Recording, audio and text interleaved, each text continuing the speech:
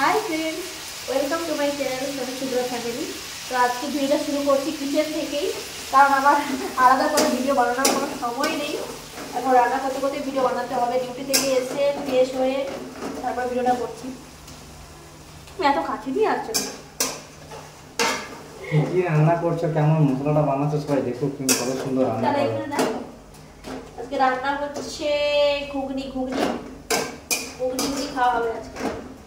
Because কালকে আমরা এক জায়গায় যাবো, তাড়াতাড়ি খেয়ে দিয়ে তাড়াতাড়ি ঘুমোতে হবে। বেশি কিছু করছি না। কালকে কোথায় যাবে সেটা বলে দাও। বলবো না, ওটা সাসপেন্স থাকবে। কালকে বলবো, কালকে বলবো না, কালকে ভিডিও অবশ্যই করবো। ভিডিও যখন করবো তখন দেখতে পাবে কোথায় যাচ্ছি আমরা। আমাদের সব কিছু দেখাবো, কোথায় যাচ্ছি, কেমন ভাবে এনজয় করছি, কি কি করলাম, কি কি খেলাম, সব কিছু ভিডিও দেখাবো। আর এরপর থেকে কন্টিনিউয়াস ভিডিও আসতে থাকবে। আমি প্রমিস করতে পারছি না, কারণ আমি এক জায়গায় কাজ করি, যেহেতু সময় দিতে পারি না। যে ভিডিও করতে গেলে একটা সময় লাগে, শুধু ভিডিও নয়, ভিডিও করা, এডিট করা। তোমরা জানো এখন সবাই ইউটিউব সম্পর্কে সবার ধারণা হয়ে গেছে, যারা ব্লগ করে, ভিডিও করা, ভিডিও এডিট করা, তারপরে সেটাকে ছাড়া সব কিছুতে সময় যায়। ওই 12 ঘন্টা আমার ওইখানেই কেটে যায়। তারপরে এসে পরে রুমে রান্না করা, খাওয়া দাওয়া, ঘুম, এইটুকু সময়। তার মধ্যে ভিডিও করা, শর্টস, রিলস, সব কিছুতে ভিডিও করা, মানে সব কিছু মিলিয়ে আমার সময় হাতে একদম কম। সব থেকে বিজি মানুষ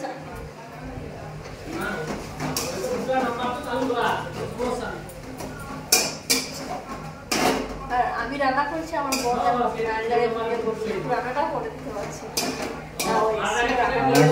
ভালো রান্না করে ও এসেছিল রান্না করবে বলে, মানে আমি করতে দিই।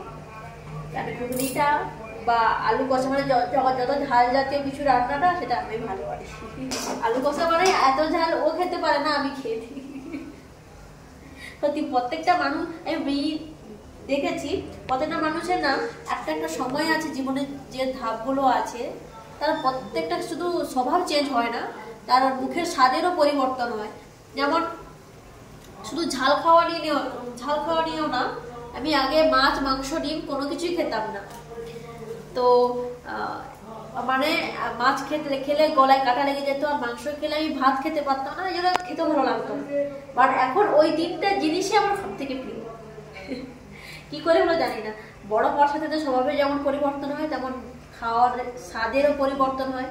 যেমন আগে আমি সবসময় দুধ দিয়ে ভাত খেতাম, আমার মানে আমি তো মাছ, মাংস, ডিম কিছুই খেতাম না, সবজিও খেতাম না। প্রত্যেক দিন আমাকে দুধ দিয়ে ভাত দিতে হতো।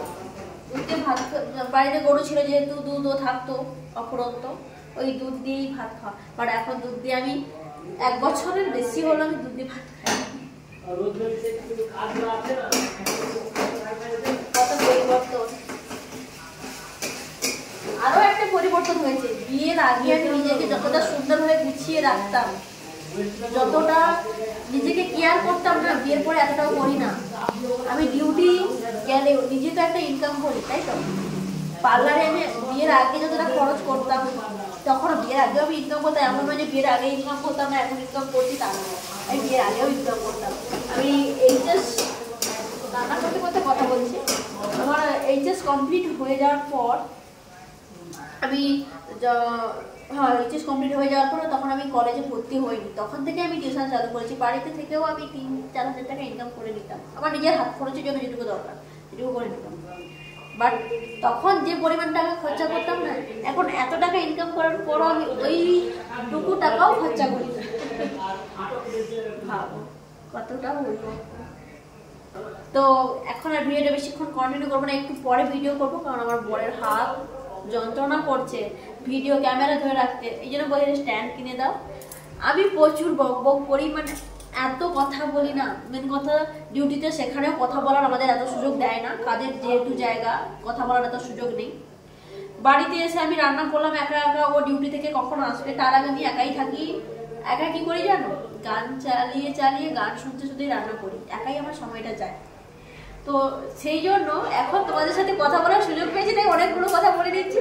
আর এতক্ষণ ভিডিওটা 8 মিনিট হতে যায়, 8 মিনিট ফোনটারও কন্টিনিউয়াস ধরে রেখেছে, তো তাই হাত যন্ত্রণা করছে। ঠিক আছে, পরে কথা বলবো। তো ডিনার কমপ্লিট হয়ে গেছে, এখন ঘুমিয়ে পড়বো জলদি, বিকজ কাল সকাল সকাল আমাদের যেতে হবে। যাবো বলতে আমরা যাব নন্দী হিলস, তো ওখানে যেতে হলে আমাদের ভোর ভোর একদম এখান থেকে বেরোবো 5:30টার দিকে। তো যেতে যেতে তো অনেক সময় লাগবে, সেই কারণে জলদি জলদি উঠে আবার ঘুম থেকে উঠতে হবে। তাই জলদি আজকে এত তাড়াতাড়ি আমরা খাই না, আজকে খেয়ে নিয়েছি, বিকজ কালকে যাবো। ভেবেছিলাম মেহেন্দি করবো হাতে, বাট করা হলো না। দেখি এখন করলে ঘুমোতে পারবো না কোথায়। এই হ্যাঁ, আমাদের রাতের শহরটা দেখো,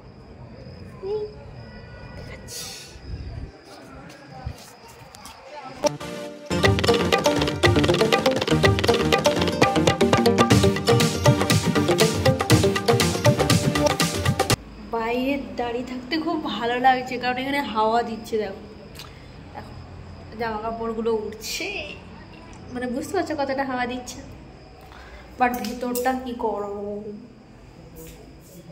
আর আমরা ডিউটিতে চলে যাই তো সারা দিন দরজা বন্ধ থাকে, তাই জন্য রুমটা আরো বেশি গরম হয়ে যায়।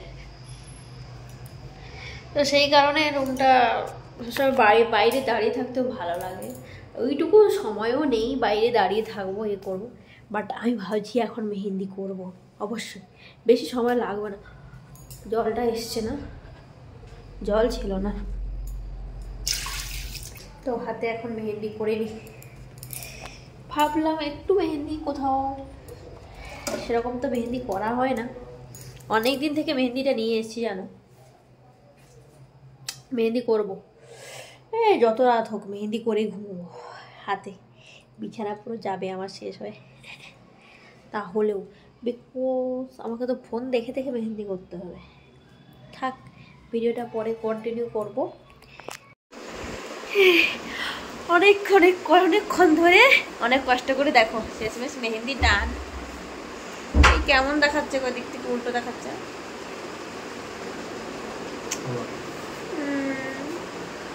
একা থেকে যতটা পেরেছি করেছি। এদিকটা গ্যাপ থেকে গেছে, এই দুটো। ঠিক আছে, কেমন লাগলো মেহেন্দিটা? একা একাই করেছি, ফোন দেখেছিলাম, তারপর নিজের মতো করে নিজের করে দিয়েছি। আর রাত হয়ে গেছে, অনেক বেশি সময় নষ্ট করা যাবে না। পরে কথা বলবো তোমাদের সাথেই। ভিডিওটা ভালো লেগে থাকলে লাইক করো, কমেন্ট করো, শেয়ার করো, বেল আইকনটা বাজিয়ে দাও, যাতে পরবর্তী ভিডিও নোটিফিকেশনটা খুব তাড়াতাড়ি তোমাদের সাথে পৌঁছে যায়। আর আমি ডলু ভলুর সাথে ঘুমিয়ে পড়ি তাড়াতাড়ি। ওকে, গুড নাইট, বাই।